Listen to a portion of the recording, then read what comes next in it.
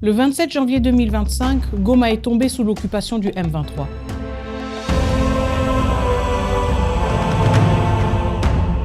Ce jour-là, la violence a franchi un seuil.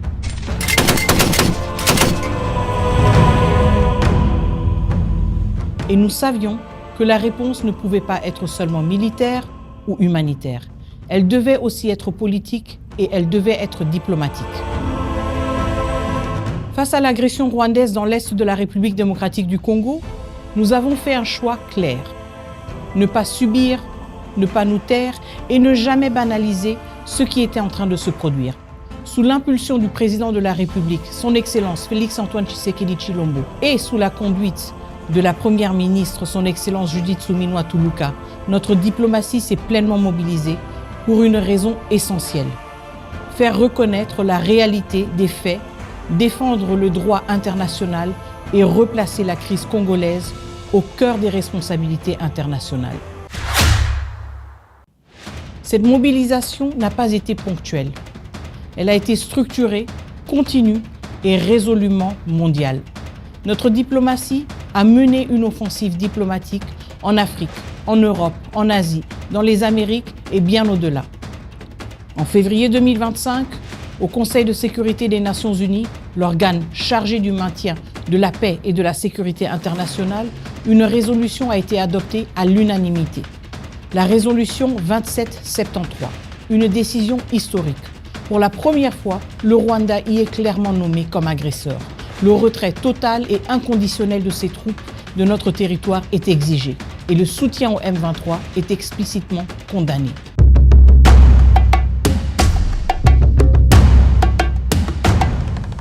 Dans cette dynamique, l'accord de paix signé à Washington DC le 4 décembre dernier constitue une étape décisive. Cet accord n'est pas un texte de principe. Il traduit le droit international et les engagements régionaux en mécanismes concrets.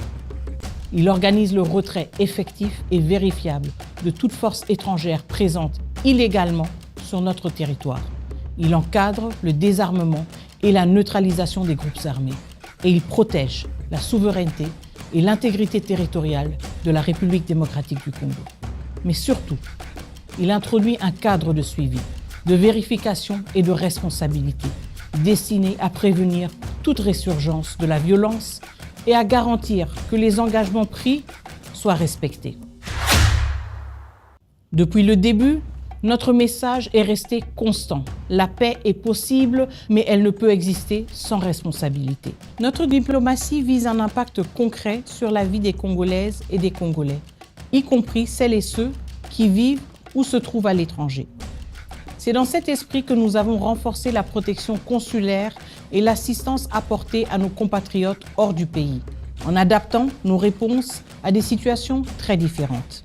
Parce que la diplomatie ne s'arrête pas aux frontières, elle s'adresse à tous les Congolais, où qu'ils se trouvent. Le 3 juin 2025, la RDC a été élue membre non permanent du Conseil de sécurité des Nations Unies pour la période 2026-2027, avec un très large soutien. 183 voix sur 187. 34 ans après sa dernière présence au Conseil de sécurité, ce retour est un moment important pour notre pays. Dans le même esprit, la RDC a également été élue vice-présidente de l'Assemblée générale des Nations unies. C'est une responsabilité qui consiste à aider à organiser les travaux, à faciliter le dialogue entre les États et à encourager des échanges constructifs dans un esprit d'équilibre et d'inclusion. Le programme d'action du gouvernement 2024-2028 prévoit la modernisation et la digitalisation des services administratifs et consulaires de l'État. Dès mon entrée en fonction comme ministre d'État, ministre des Affaires étrangères, nous en avons fait une priorité avec un objectif clair: rapprocher l'administration diplomatique des citoyens et la rendre plus efficace. Une première réforme majeure a été engagée avec le lancement du nouveau passeport biométrique, conforme aux normes internationales de l'OACI en matière de sécurité. La procédure a été entièrement digitalisée, simplifiée et le coût a été réduit, passant de 99 à 75 $ américains.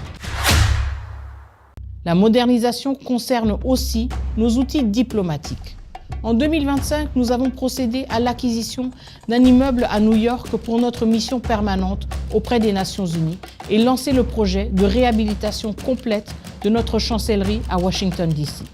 D'autres initiatives similaires sont en cours pour améliorer les conditions de travail dans nos missions à travers le monde. Le renforcement des capacités humaines est au cœur de cette transformation. 1273 agents ont été formés au cours de l'année.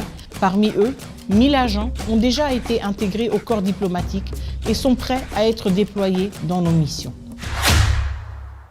En 2026, cette dynamique se poursuivra avec la même exigence et le même cap, des partenariats utiles, complémentaires et responsables.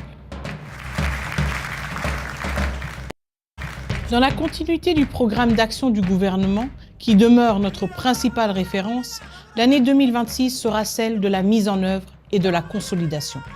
Les cadres sont posés, les responsabilités sont claires. Notre première priorité restera la mise en œuvre complète et rigoureuse des accords de paix et des instruments internationaux qui les soutiennent, notamment la résolution 2773 du Conseil de sécurité, dans une logique de suivi, de responsabilité et de protection des populations. Dans le même temps, la République démocratique du Congo assumera des responsabilités multilatérales accrues, au sein des Nations Unies comme dans les cadres africains, avec une approche principielle, constructive et orientée vers des résultats concrets. S'agissant de la francophonie, la République démocratique du Congo entend renforcer de manière résolue son rôle au sein de l'Organisation internationale de la francophonie. En tant que l'un des principaux États membres de l'espace francophone, la RDC s'engagera en 2026 pour une francophonie plus réactive et plus redevable à ses États membres. Cela passera, entre autres, par un renouvellement de son leadership, afin de mieux répondre aux attentes et aux valeurs des États membres et d'ouvrir une nouvelle dynamique de transformation. Enfin, nous poursuivrons des réformes structurelles ambitieuses de notre appareil diplomatique, avec la digitalisation des services, un investissement accru dans le personnel et des exigences plus élevées en matière de performance, de professionnalisme et de redevabilité. C'est avec cette méthode et cette exigence que je poursuivrai mon action aux côtés du gouvernement et sous l'autorité du président de la République. Je vous remercie.